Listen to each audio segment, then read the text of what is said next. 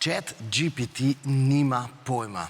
Poglejte, kako si je zamislil, da bi bil videti novi Clio, se pravi Clio 6. generacije. In zdaj, kot vidimo, vzel je barvo iz Clia 5. generacije in pa avtomobil ima enormno velika kolesa, to je vzel iz Senika nekdanjega, pa tudi vidimo nekaj SUV-ovskih elementov. Ampak očitno ChatGPT zna samo permutirati tisto, kar je že prej poznal. Pozablja pa na to, da imamo ljudje tudi lastno kreativo. Namreč, poglejte, novi 6. Clio je povsem nova zgodba. Seveda, zdaj je čas, da povprašamo, pa zakaj so ga tako zelo spremenili. Light it up, pedal to the metal. We're gonna take it to a whole nother level tonight. Whole nother level. This is not something I was expecting. This is quite a big surprise. I see it's bold, it's sporty, but what's the message behind? Why do we have such a big surprise here? We are top of the European market right now with the sales of the Clio 5. So we needed to succeed to a hero. And this is why we said when we designed the car, let's try to take this hero and make it into a superhero. And that's what you see here. Of course, but we have seen the 5, the 4, we have seen so many retro elements in your modern cars. So yeah, we have a strategy which is on two legs. One leg is legendary icons, and here you will find the Renault 4, the Renault 5, and very soon the Twingo. But we also have future icons, and this is where the Clio comes into play, but also a Megane, a Scenic, etc. So we allow ourselves to look strongly into the future, with the Clio as the best example, and also we allow ourselves to tell the story of our brand and use the icons of the past to seduce our customers. So it's a two-legged strategy. So let's talk about the future. What can we take out from this design? Well, the Clio has always played a role as the reference in the B segment. And so I confer to it as the prettiest girl in the class, you know? It's the car that everyone loves, the car that everyone wants to play with, the car that everyone would like to drive, and it's a perfect car if it's your first car, if you fall in love with the Renault and Renault brand. It has, as we say, superpowers, so it's super emotional, very sporty stance, very aggressive. You see the hood sloping down, the grille relatively low, very technical details on the headlights and so. But at the same time, it is also a car that is extremely sexy and sensual. You see it in the body side and the shapes. We have a beautiful sculpture, like the car is liquid, you know? The car looks like it's been dipped in chocolate, you know? And we can see also an increase in quality because you see that there is no lécheur anymore, no chrome strips, no chrome, and this makes the car really lift up. So in many ways, this is the car for us that needs to do it all. It's the start of a new era, and we push the car to the limit. So these lights are quite unique. The lights pull the car into width, so because it's a relatively compact car, but we make it look as wide as possible. We designed the tail lights, but not only the tail lights, also the daily running lights, the sensor, as if it was a photo camera or a video camera. So you see a black casing, matte black, shiny variations, really nice grains and details. So we really try to turn it into an element that you could put on your drawer at home and be proud of it. Can we see some Italian cars here in the back? Yeah, I would say the car needs to seduce you. We are a warm brand, we are a Latin brand, so we are more Italian than Swedish, I would argue. In my view, you know, if I stereotype, the Germans are cold, the Italians are hot, Renault is warm. We are in the middle, you know? And during your presentation, you said it's better than Ferrari.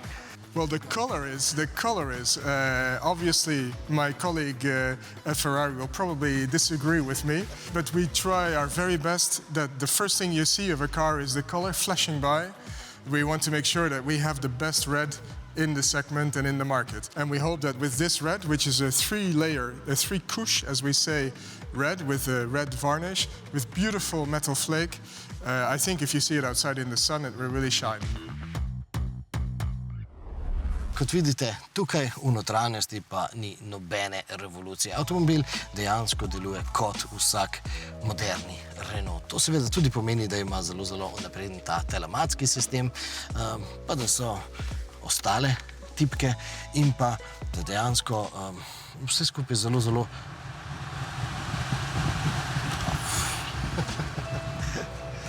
in da je vse skupaj zelo podobno tistim občutkom, ki smo jih spoznali že v Renaultu 5.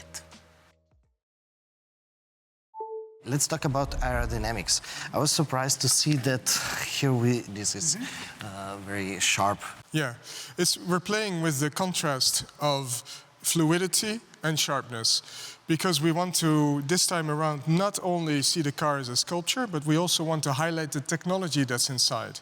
And that's why we chose a contrast between the hard lines and the soft lines. But you'll be surprised, the hard lines are actually helping us in terms of aerodynamic, because they cut the air. If you have very soft shapes, sometimes you have to create hard lines to make sure that the air detaches itself from the car. So it might not look aerodynamic, but I can guarantee you that it is aerodynamic. So if I understand it correctly, because of this part down here, the air doesn't go in here. Yeah, the air comes in and it gets cut off, and then it stays very close to the body side, you know. So there are areas in aerodynamics where you have to make a very fluid shape, but there's also areas where you actually have to be very harsh. And in this particular case, you can see that also areas are closed, even though they look like they're part of the grille. And this is also to improve the aerodynamics. You see many areas inside the grille that are actually closed. We need some air for cooling the engine, but we want to reduce this to the max. And we did not want only to refresh our bestseller. We wanted to go from a Clio to a super Clio. Torej, kot vidimo, Renault Clio nima nobene veze s tistimi retro oblikovanimi električnimi Renaulti 5 in 4. Ampak seveda tudi tukaj bomo našli električne komponente in glavna značilnost, glavna prednost tega novega Clio je seveda hibridni motor. Ampak ta hibridni motor so najprej predstavili v Daci Bigster. We are entering the electric era. People are expecting, especially in the lower segments, electric cars. Why do we need a Clio nowadays? Today we are in really a transition towards electric. So you have people already switching, but you also have people that don't want yet to switch. So our strategy is really to be able to answer to both needs during this transition period. Yeah, but I was expecting that if we are in the middle of the transition, that means you would just continue the same story. But now you're bringing a completely new story. So new story because, as you may know, Clio is really our bestseller at Renault. During 35 years, it has been the reference on the B segment, and we want it again for next generation to remain the reference. Okay, but on the last presentation of the Clio 5, you said that we should not change the idea.